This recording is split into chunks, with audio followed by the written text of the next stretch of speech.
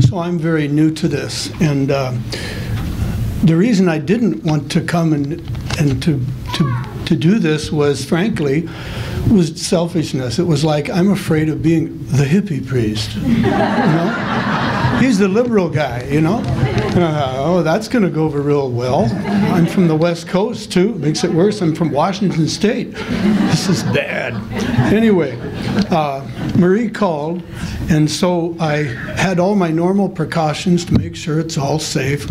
So I go on the web, and I'm looking around for, there's got to be some marijuana-based thing that's here, and I find this stuff.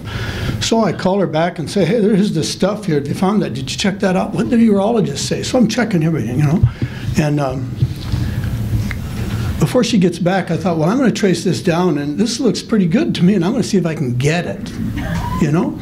So I call the pharmaceuticals, and I'm talking with them, and I find out that, well, no, really, you can't get this. It's a test drug, and it's this, and it's that, and they got permission 4 months ago from the FDA to do it. And I won't go into all this stuff, but what I learned was this. You can't get anything that works right now, and what they're trying to get with the Compassionate Care Act here is the best thing that I've heard by far. And in the Jesuit spirituality, Christian spirituality, by spirituality I just mean you're in my lived experience, our lived experience daily of the mystery of love. That spirituality is the mystery of love. It's with God, our family, one another. And this is for everybody, the lived mystery of love. With spirituality, the Jesuit principle is we're loved, that God loves us and loves all the children. He loves everybody and gives us all the things of the earth to help us love one another. And this medical marijuana is one of these things that God has given us to love one another with.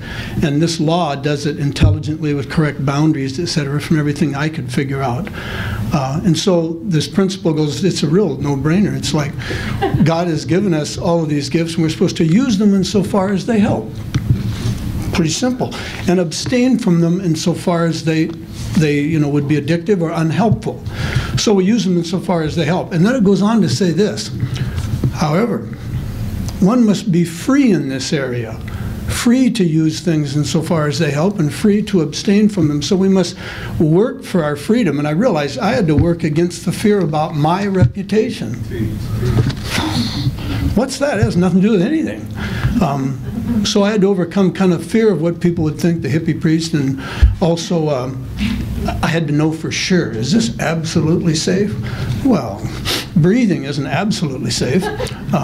In other words, I had to work to get free about my stupid worries and also spend a little time working. So this would be my hope for the senators that are currently blocking this, that they would do their homework. Do a little homework. It doesn't take that much. This is a bit of a no-brainer from my experience. Do a little homework on it and overcome any fear they perhaps have, maybe projecting, any fear they might have about how they look. That is totally unhelpful.